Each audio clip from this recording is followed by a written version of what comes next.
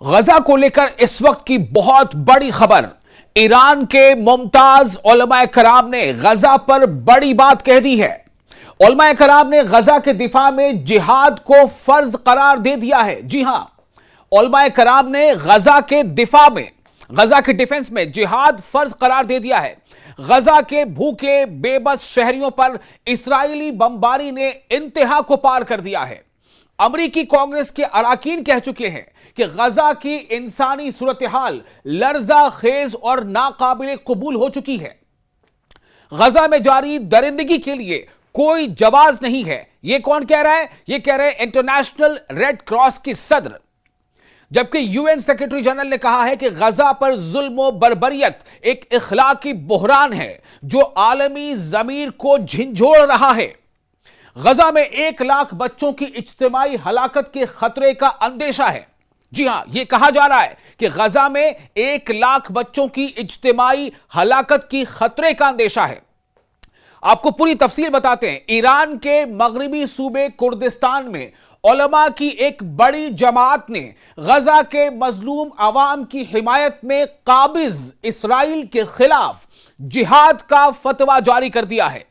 اس فتویٰ میں امت مسلمہ سے اپیل کی گئی ہے کہ وہ فلسطین کی سرحدوں کی جانب زبردست عوامی مارچ کے ذریعے اس ظالمانہ محاصرے کو توڑنے کے لیے نکلے۔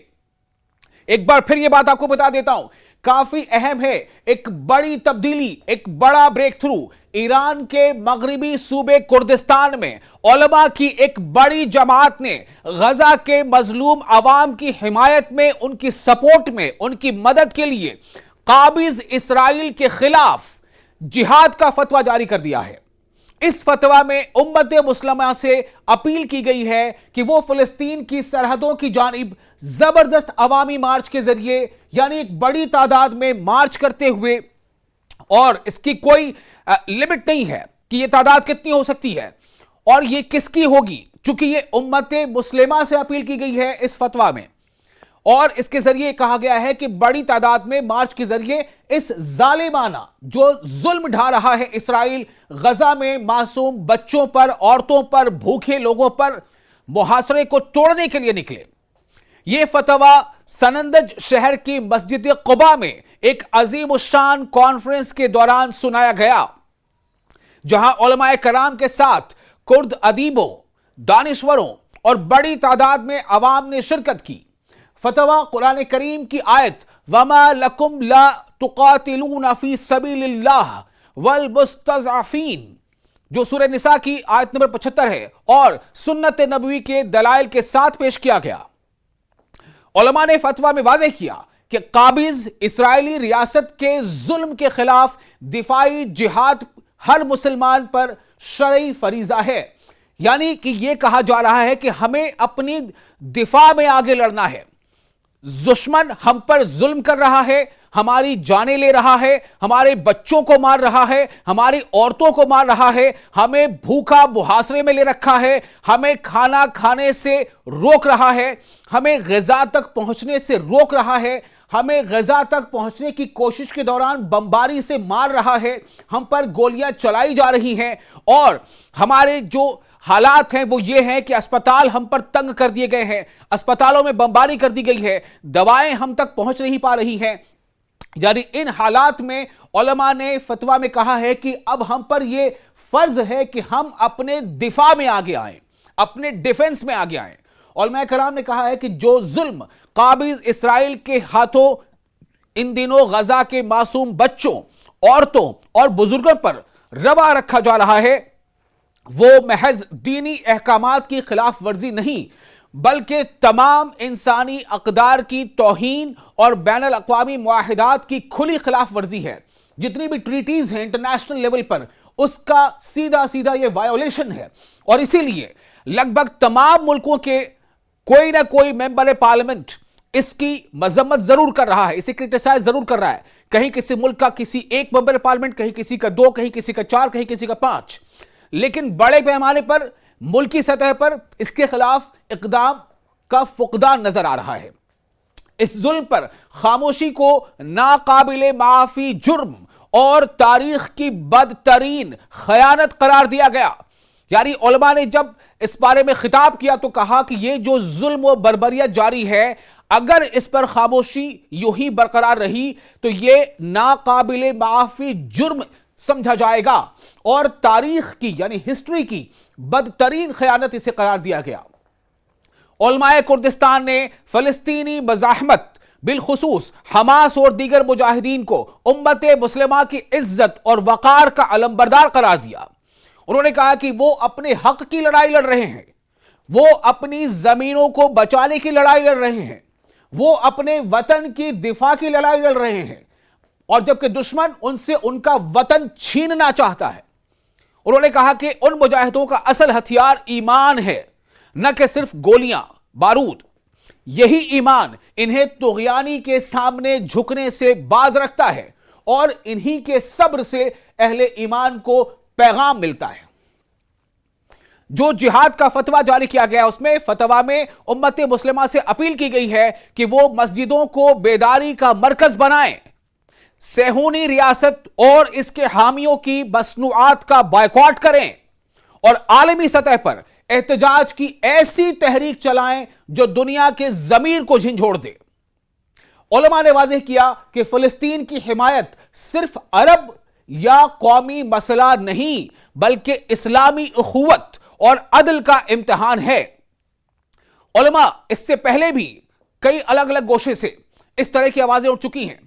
آپ کو یاد ہوگا جو ہمارا ایک اور ملک ہے، اس کے بارے میں جہاں سے خبر آئی تھی، عراق سے اس سے پہلے اس طرح خبر آئی تھی کہ وہاں کے بھی علماء نے اس بارے میں ایسی بات کہی تھی کہ اب حالات ایسے بن گئے ہیں کہ جہاد فرض ہے.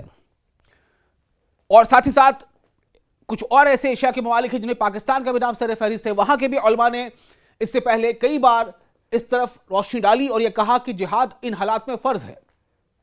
تو اب جو فتویٰ جاری کیا گیا ہے کردستان کے علماء کے ذریعے، جو ایران کا ایک حصہ ہے، اس میں آگے بات کہی گئی ہے کہ فتویٰ میں ان حکومتوں کو بھی سخت تنبیہ کی گئی ہے جو قابض اسرائیل سے تعلقات قائم کر چکی ہیں. یعنی ایسے ممالک جو اسرائیل کے ساتھ تعلقات قائم کر چکی ہیں، ایسے ملکوں سے علماء نے کہا ہے کہ تاریخ تمہیں معاف نہیں کرے گی.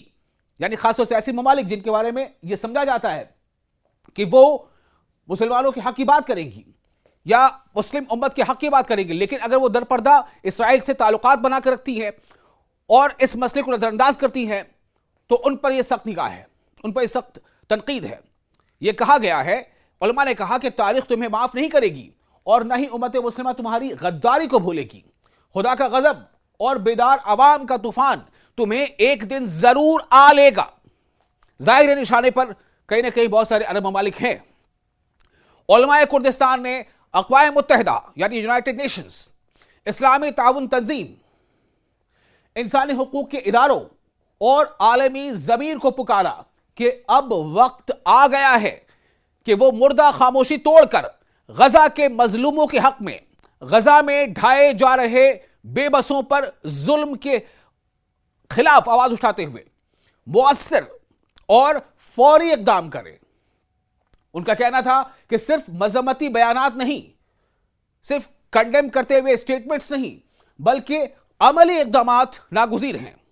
آپ کو یاد ہوگا حوثی جو لڑاکے ہیں وہ بھی بار بار یہ کہتے رہے کہ جب تک اسرائیل اپنے حملے فلسطین میں غزہ والوں پر بند نہیں کرتا تب تک ہم بھی ہر اس راستے کو اپناتے ہوئے جو ہم سے ممکن ہے ہم اسرائیل کے خلاف لڑتے رہیں گے، چاہے وہ بحر احمر میں جہازوں کو نشانہ بنانا ہو، چاہے اسرائیل کے مختلف مقامات پر میسائل داغنا ہو. غزہ سے کانفرنس سے خطاب کرتے ہوئے ڈاکٹر فیصل سہیل مزید، جو القدس اور الاقصی کے اداروں کے نمائندے ہیں، انہوں نے کہا کہ غزہ کے عوام زخموں، فاقوں اور محاصرے کے باوجود امید، صبر اور اللہ کی مدد سے جڑے ہوئے ہیں. انہوں نے سوال اٹھایا کہ 2 ارب مسلمانوں کی امت آخر کیوں ان بھائیوں کی مدد نہیں کر پا رہی ہے جو بھوک، پیاس اور نسل کشی کا شکار ہیں.